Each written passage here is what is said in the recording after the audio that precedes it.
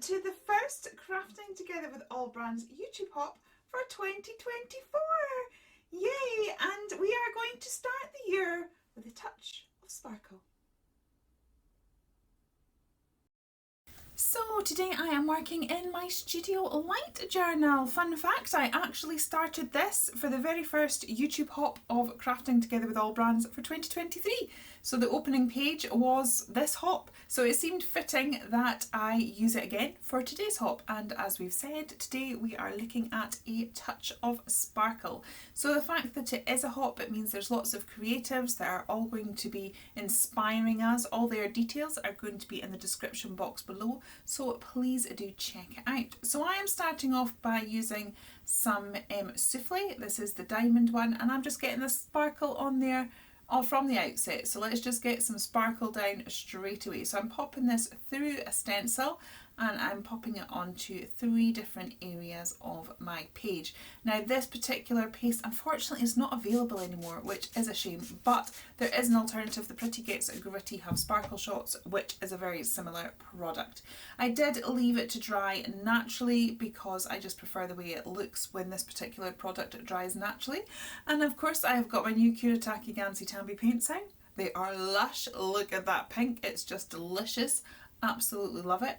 And what I've decided to do is to go with some pinks and lilacs and blues, and I'm just going to put that in amongst the texture paste, which does have that touch of sparkle to it, and I'm just going to spray it with water and let it move and let it just do its own thing. I think this is lovely. It's very organic, it's very natural. You have absolutely no control over what's going to happen. I haven't been able to wiggle it around a little bit, but I think it's good. It just sort of frees the control a little bit and you never know what you're going to get. So I do think this technique is quite fun.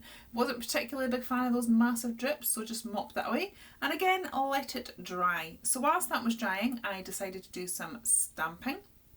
And I've got this gorgeous light bulb stamp with the butterflies on it. Now at this point I decided to go for a really soft, subtle look because it seemed to be the direction that the page was going. So I stamped it out with grey Memento ink and coloured it. The footage of that was shocking, so I'm just going to tell you that that's what I did.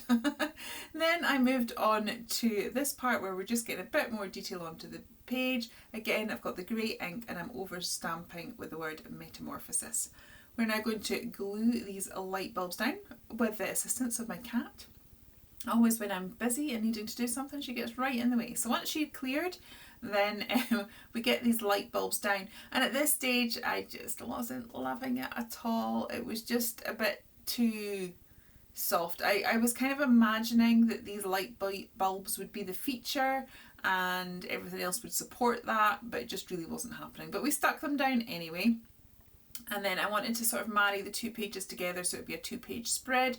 So I went over the middle and then just sort of divided the pages again so that they'll go back into the folder. So you can see me doing that. I seem to be making the right pig's ear of it, but we get there in the end. So the first thing I did to try and rescue this situation was to get some shadowing in. I thought that would make the light bulbs pop, and it did. They do stand out much more after we've added that little bit of shadowing. I still wasn't loving it, so I decided to edge it all. When you edge something, it really frames it and it draws the eye in, which is something I always do at the end of a project, but sometimes if I'm struggling in the middle, I will edge it early.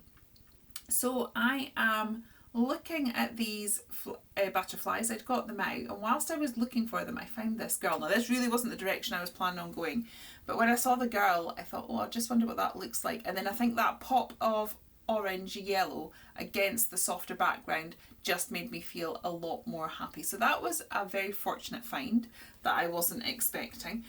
So I gradually sort of pull out these vellum butterflies. I did do a video on how to make these, which I can sort of put up at the end if you're interested in checking that out, and just sort of arrange it all to my heart's content.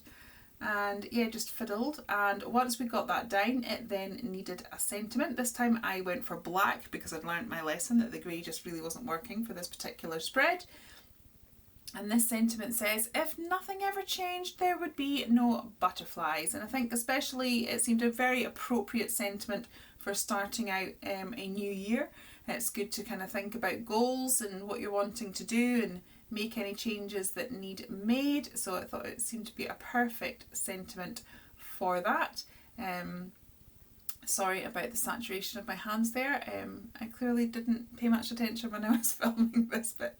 But we'll just move quickly past that and get on to the doodling. So yeah, what I was saying earlier about framing it, sometimes I find if I actually frame it halfway through the project, it helps me see the project better, and then I can work out a direction to go in. In the end, I like what I created. This is the finished page, and here it is in my journal. Thank you so much for joining me. If you want to see how to make the butterflies, that video is right here, and please don't forget to go and check out all the inspiration provided by some amazing crafty ladies.